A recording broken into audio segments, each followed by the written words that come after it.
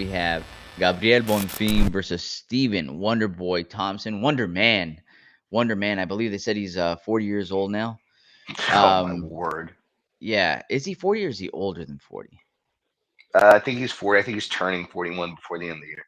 No, dude, it shows here he's 42, born in 83. So this is an old one Oh, here. It looks like somebody just took an old tail of the tape and taped it on there, along with Gabriel Bonfim. But yes, look, Wonder Boy's you could see it a little bit. He's trying to get some more of oh, those gray his hairs on the hair was side. silver. Yeah. End of an era. We're getting very close to it. And some would say the nicest MFer uh, Oh, 100%. in the UFC, right? He holds the NFM title or Uh, NMF, did NMF. didn't Ariel Hawani get him a belt for that too? I hope he did. If he did, he I deserves think it. he did. I'll say that right now, right? But look, Wonder Boy comes out. He has a classic karate stance. Um, One of the things that was mentioned on the broadcast was that it seems like he hasn't lost a step, which is important considering that his fighting style requires that quickness. I disagree. I feel like he most definitely has lost a step since I've started watching the UFC and I've started watching Stephen Wonderboy Thompson. One of the beautiful things about the wide karate stance is he's so light on his feet. He's able to like just jump back whenever he sees the pressure coming in, and that seems to be a tad bit slower now. And I don't know whether it's him trying to change his fighting style already or lately and trying to reinvent himself and just trying to find lightning in a bottle or something, but he just doesn't seem to be retreating as quickly as he would before. Kind of like those old school karate point fighting styles where Yeah. you're just able to counter really quickly. He just doesn't seem to have that speed. Are you seeing anything different? I mean, he's definitely slower. Like objectively, he's 42 years old. I think what a lot of people like when they say like, "Oh, he hasn't lost a step." I don't think it's that he's not getting slower. I think what it is like he's still as effective using his style that he uses. Because he is. He's super effective. There's a reason that he's still ranked. I don't think he's not been ranked since he entered the rankings, which is wild. Um, the I think the major thing with how he moves in the ring now that's changed is that he's like he went from specifically thinking about how I'm going to strike and counter striking to how he's going to like defend Mm, takedown specifically. There was a sequence at one point where he threw like a spinning wheel kick, and as he threw the spinning wheel kick, Bonfim timed it perfectly, seemingly timed it perfectly, and shot in on a beautiful takedown. Somehow, on one leg, Stephen Thompson jumps back and sprawls perfectly on that shot. That is sort of what I think he's sort of dictating a lot of his fighting style on now is like how can mm. I strike and counter the wrestling as opposed to how can I strike and then counter their strikes. Yeah. No, that makes a lot of sense. And shout out Rain Lamina saying, just randomly saw this on the feed. I'm a ghosty, so it's nice to see familiar face in here. Yeah, thank you for joining us, Rain. And it's always fun whenever we have Ghost and his friends joining us as well. And Ghost says, were you guys surprised that Bonefig probably didn't pressure against him? Wonderboy used to have great cage craft, but now he doesn't circle off acid. And that's what I'm saying. Like the speed just doesn't seem to be there enough. And to your point, Toasty, Stephen Wonderboy Thompson knows that he's still a threat, right? He still has really great striking, but people are going to try to take him down, man. Like that's the game plan. And so maybe he does have to go through and adjust a lot of his game plans towards just focusing on the takedown defense. He does have pretty solid takedown defense. That being said, though, Bonfi got a couple takedowns that first round. Wonderboy was able to get back up, Takedowns. get out of it. Yeah. And then Wonderboy's going for, was it a calf kick that got checked? And just absolutely Um, yeah. bust Well, the it shin. was the inside cap kick. So instead of going to the outside, he was going same side, back leg to his front, and Yeah. try to kick the inside of the shin. And busted his shin up, right? Uh like Instantly. gash open. And Ghost says Bonfim not bonding. Yeah, I figured. It's all good, Ghost. Yeah, got you, bro. Um Second round comes along, and then it it seemed like Bonfim tried to like slip a left that Wonder Boy was throwing, but Wonder Boy came up with that left high kick at the exact same time and catches Bonfim right on the top of the head and wobbles him, Toasty. Bad. Right? So you have Bonfim at that point. You could see that he's kind of like on skates a little bit. He's moving back towards the cage. Wonderboy comes up and it tries to put him out. Throws a huge right hook. Bonfim ducks right underneath it and just hanging on for dear life at that point. Right? Um, what do you think about Wonderboy's approach after he rocked him? I probably would have stayed a little bit more at distance because he knows that Bonfim's going to try to come back at him. He was super wobbled, and I think that, especially after the gash on his foot, that he's like, "Fuck, I kind of want to get this out. I don't want to. I don't want to let this play out." Um, it wasn't the best, but at the same time, like you got to do something to try to finish out that fight. Um, Maybe do a little bit more at distance. Let him come in and like stick with what you do best, is like your counter shots. He was trying to go in and like find the finish instead of what he usually does and letting those finishes kind of come to So maybe come in with some feints and let Bonfim react. Maybe if he does, because again, that was an act of desperation, man. The way that he kind of just shot in and him. just Oh held yeah, on. So maybe throw some feints, expecting an attempt to take down, come up the middle with a knee or something, right?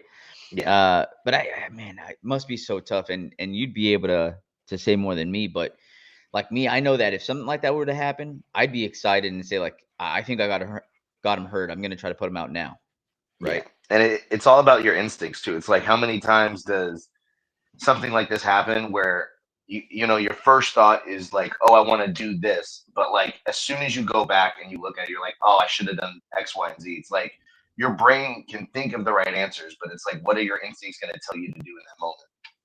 Yep, yep. And Rich, if you want to keep it on this one for a second here, but we have third round goes through. Wonderboy starts just spamming the high left kick. I think his dad in the corner told him like, "Hey, that's what you hurt him with. Just keep on throwing it, even if he Yep, blocks it." He does land it one more time, but Bonfim eats that one. It's eats like, it. yeah, it was crazy. And then the last minute and a half, Bonfim clinches Wonderboy up against the cage, and for a minute and a half, that's where they stayed. Yep, Everyone is booing Bonfim from the time that the fight is over. They announce the winner. It's Bonfim, right? It's a split decision. thanks, Everybody's Mike Bell. booing. But yeah, yeah, exactly. Everybody's booing like crazy. And Bonfim, I think he thinks that they're booing at Wonderboy. So like he hops up on the cage with Wonderboy and he's like everybody like, "Don't boo at this man. Like he's a great and I'm like, "No, bro. They're booing at They're booing you." you. Yeah, yeah, yeah. And I was like, "Oh, what a funny moment, man!" And but I do think it was classy of Bonfim. He was giving, Wonderboy his flowers. Even in the post-fight interview, he was Yep, talking about Stephen Wonderboy Thompson is the toughest guy in the division. A little far-fetched, but I do think yeah, that he's a great fighter, and for him to still be doing it after all these years, man, he's been ranked in the top 15 for how long? yep. And he does a I really good job of managing damage. Like the fact that he's 42 and still has the ability to like take a lot of these like punches and shots because of his style and his ability to keep moving and stuff like that. The fact that every fight he's not coming out looking like he just got punched a million times in the face is so good in terms of your longevity. It's crazy. Yeah, and he's had a rough go as of late, man. You ready for this? So No, he he loses to Darren Till, loses to Anthony Pettis. Oh, do you remember that one where he yeah, throws himself off the cage that and lands a was the Superman Superman punch? punch. Yeah, Yep, yep, yep. that was his He first knockout. it was the first time he got knocked out. So he beats Vicente Luque, beats Hands of Steel Jeffrey Neal, loses to Gilbert Burns, loses to Bilal Muhammad, beats Kevin Holland. Okay, and then Broken hand. yeah, broken hand. Exactly. That's why I'm like, But then he loses to Shavkat Rakhmonov, Joaquin Buckley, Gabriel Bonfim. So he has lost 5 of his last 6 fights. 5 of his last 6. He's had 2 canceled bouts against Michel Pereira in between. I think that'd be a really fun fight.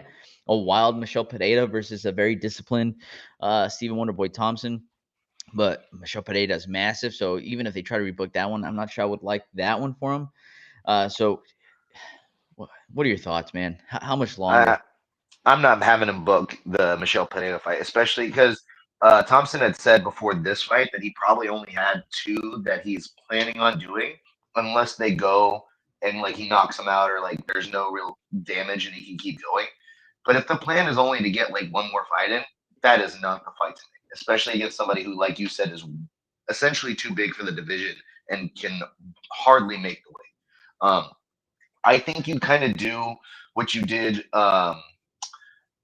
with Robbie, where you give him somebody that you obviously you don't know how fights are going to go, but you think is going to be a good matchup for him, and Yeah, you give him the opportunity to give him his flowers on the way yeah, and I'm a huge Stephen Wonderboy Thompson fan, but I'm hoping that it's sooner rather than later. At 42 years old, man, these killers are out. only getting younger, stronger. While he has been working on his takedown defense, these young athletes that are coming in into MMA are coming in having learned MMA, right? Where Wonder Boy was more of a karate fighter and he's learning everything after. So it's only Yeah, going to get tougher, man. I don't know. Do I love watching him fight? Yeah. But at a certain point, it's like, how much longer do we keep on going? yeah, Oh, Ghost. Nico Price for Wonder Boy. it's not a bad fight. Not a bad Price just fight. lost though, right? Yeah, I think so. But dude, again, if we know it's the last fight, Wonder Boy announces, "Hey, I think I'm around the end," and UFC says, "You know what? We got somebody for you." Sure, throw him on Nico Price. Also, Nico Price. Will is a fan of Nico Price. He's been on a tough run as well. So Yeah, it's just that's my thought on that is like whether or not like when I say like Nico lost, I think my concern is that whether or not the UFC even keeps him around. oh Yeah, like that would be a good fight. That would definitely be one to match him up with. But also that would definitely set Nico up to be if he loses that fight. I don't know if the UFC keeps him around after true. Hey everybody, Romero and Will here. Thank you for watching that short clip. Just so you know, that was a small excerpt from what we covered this last Sunday, right, Will? Yeah, we cover the entire event every weekend. So this was just a cutout from the live stream that we did. The link to that live stream is in the description. So if you want to hear about the other fights that night, it's down below in the description. Please like, subscribe, hit the notification bell because we go live every Sunday to cover events. And if you do that, you'll know for next week and you can tune in and be in the chat and get featured on the show just like everybody else was on this clip. We hope to chat with you live.